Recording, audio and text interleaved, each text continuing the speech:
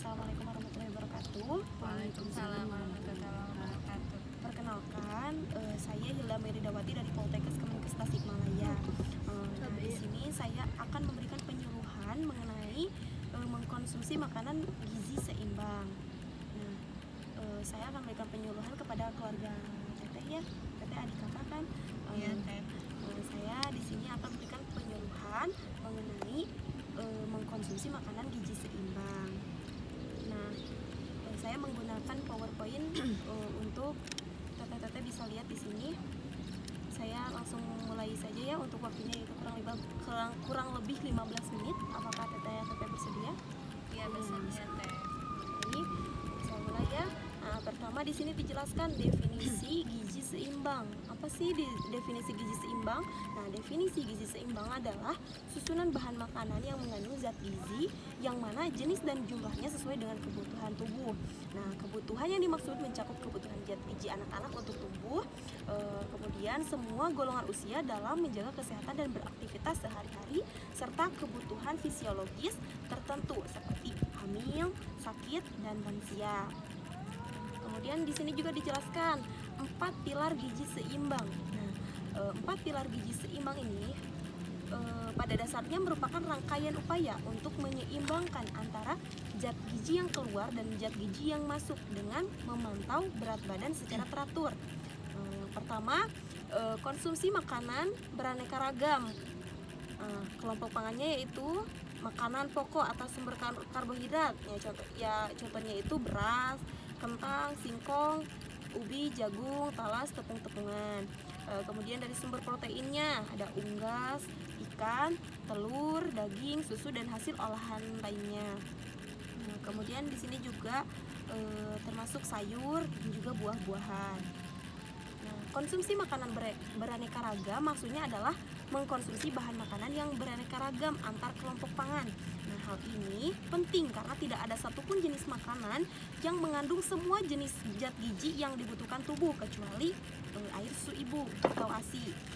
Contohnya, nasi merupakan sumber energi yang baik, tetapi kandungan vitamin dan mineralnya sedikit. Kemudian ada sayur dan buah tinggi akan vitamin dan mineral, namun kandungan energi proteinnya rendah. Dengan adanya variasi kelompok pangan, maka kebutuhan zat gizi juga terpenuhi.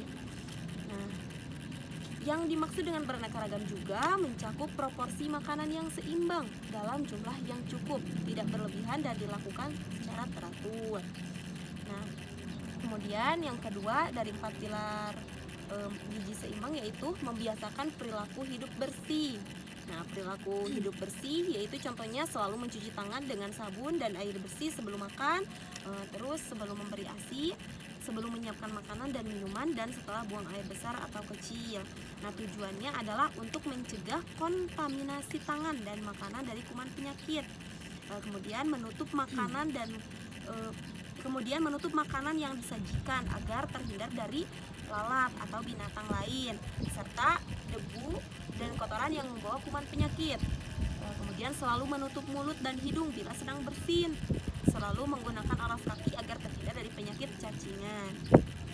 Nah, kemudian yang ketiga dari 4 pilar makanan gizi seimbang yaitu lakukan aktivitas fisik yang teratur. Aktivitas fisik meliputi berbagai kegiatan fisik yaitu seperti olahraga.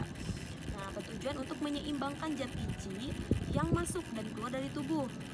Keseimbangan ini penting untuk memperlancar sistem metabolisme di dalam tubuh, termasuk metabolisme zat gizi. Kemudian 4, pertahankan dan pantau berat badan normal. Untuk menunjukkan bahwa terjadi keseimbangan zat gizi di dalam tubuh adalah tercapainya berat badan yang normal. Indikatornya adalah dengan indeks massa tubuh atau IMT yang menunjukkan status gizi tidak kurang atau melebihi batas normal. Kemudian di sini ada 10 pesan gizi seimbang. Pertama, syukuri dan nikmati aneka ragam makanan. Yang kedua, banyak makan sayur dan buah-buahan. Ketiga, biasakan konsumsi lauk pauk tinggi protein. Yang keempat, biasakan konsumsi aneka ragam makanan pokok. Yang kelima, batasi konsumsi pangan manis, asin, dan berlemak.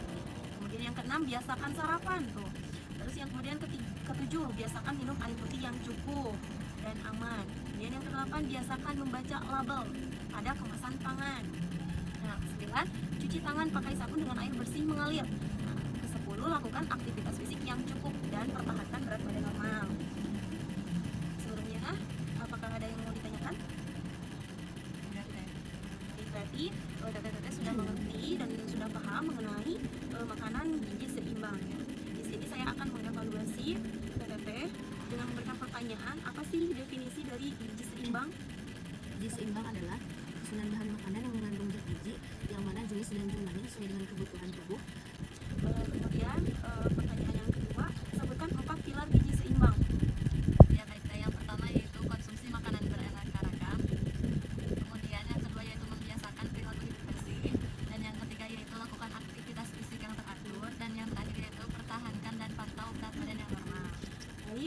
Terus kemudian pertanyaan yang terakhir, sebutkan 3 pesan gizi seimbang dari 10 pesan yang tadi saya sudah sebutkan. Siapa yang menjawab? Oke, pesannya yaitu yang pertama, syukuri dan nikmati aneka ragam makanan. Kemudian biasakan sarapan. Kemudian yang terakhir yaitu membiasakan minum air putih yang cukup dan aman. Baik, betul ya, betul ya. Berarti teteh-teteh di sini sudah paham betul mengenai makanan gizi seimbang. Dan baik, saya di sini mengucapkan terima kasih banyak kepada teteh-teteh karena telah mendengarkan materi dari saya. Nah, semoga bermanfaat untuk kedepannya.